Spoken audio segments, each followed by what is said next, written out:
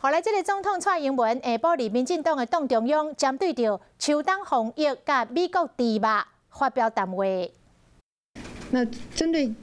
进口的猪肉哦，行政院也公布了5大管理措施，会掌握源头，做好检查，也会让标示跟着肉品走哦。那人民关心食安是必然的事情，那推出这5大管理措施哦，也就是为了让大家能够安心哦。不过我也要再一次强调，美猪美牛不是单一的议题，那是解决贸易的困难的问题哦。那也是为了争取国家有更宽广的经贸国际空间哦，让台湾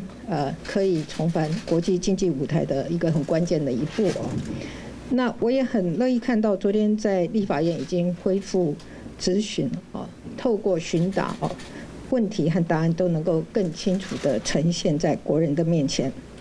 那么在国际标准跟科学证据的前提下，政府一定会把关食安，保护国人的健康，让大家吃得安全，吃得安心。谢谢大家。